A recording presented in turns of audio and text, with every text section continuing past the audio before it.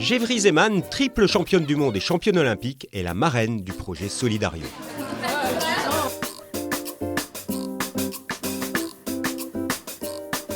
C'est la première fois qu'elle se rend dans la favela Morro do Fubá.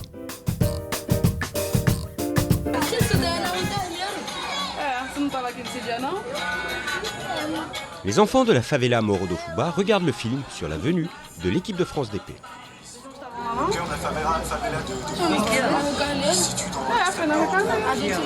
Faire une petite démonstration, initiation dans le judo.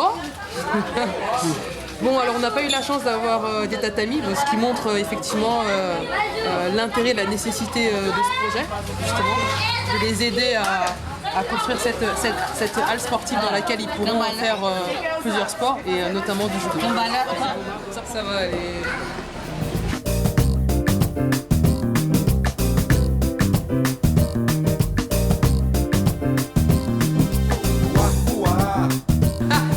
Parce que c'est un sport éducatif. Le judo, c'est un sport éducatif. Oui, il est beaucoup utilisé comme sport éducatif et surtout en fait je pense que lorsqu'on fait du judo notamment et qu'on démarre plus jeune, j'allais dire ça construit vraiment le corps, la personne, puisque on court, on saute, on fait des roulades avant, arrière, enfin dans tous les sens, on met un peu notre corps dans tous les sens, et pour un enfant c'est ce qu'il faut quoi.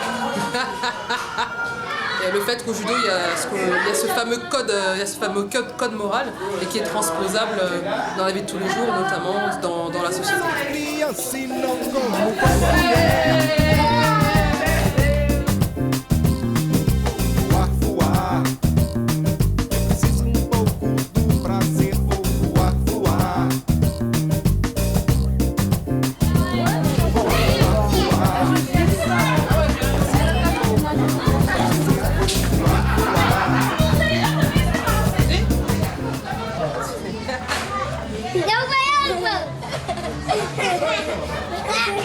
Derruba dela. Vamos derrubar ela rapidinho. Vai, Danilo, vai! On n'a pas d'argent, on ne peut pas faire de sport. C'est pas ça, puisque la preuve, alors c'est un peu ça, mais la preuve c'est qu'avec peu, on a quand même réussi à faire quelque chose de bien. Mais si on veut mieux, là par contre il faut un peu plus de moyens. Et qui dit moyens financiers de prime abord, c'est comme ça que fonctionne le monde. Moyens matériels et moyens humains. Atualizada, a Gévry, ela é campeã mondial de judô, ela acabou de ganhar. Como é que foi a lutadora? Comment est-ce que tu es devenue judokate? Alors moi j'ai commencé le judo à 13 ans, ce qui est assez tard par rapport à d'habitude, puisque d'habitude on commence le judo vers 6-7 ans. Ela começou com 13 anos. Est-ce que c'est dur d'être judoka? Oui, ça allait à certains moments, surtout dans les moments où on n'y arrive pas, où on pense qu'on va pas y arriver, et dans les moments de défaite, parce qu'on ne sait pas au final si le projet va aboutir, mais moi je prends mon cas, c'est que j'y crois toujours. De toute façon, lorsque je m'engage dans un projet, j'essaye de tout mettre en place pour y arriver, et je me dis que le résultat final, de toute façon, je ne suis pas seul maître de ça, il y a quelqu'un au-dessus qui décide aussi pour moi, mais en tout cas, je mets tout en place pour y arriver, et ensuite on verra.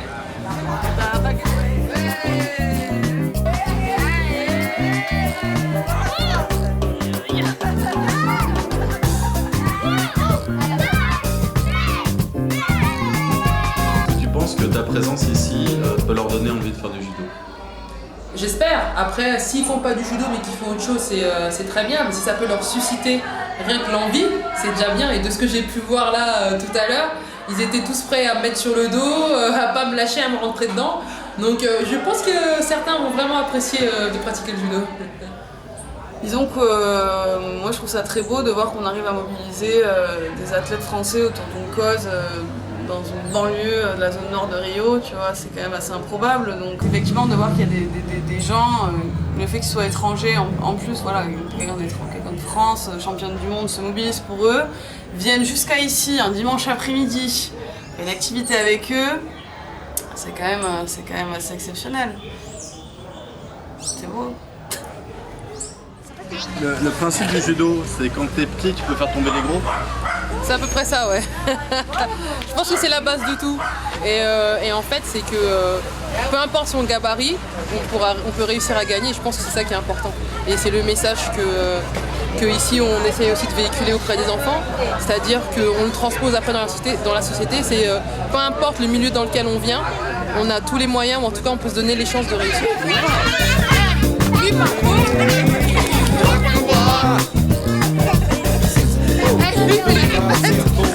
Tu vas complètement famille.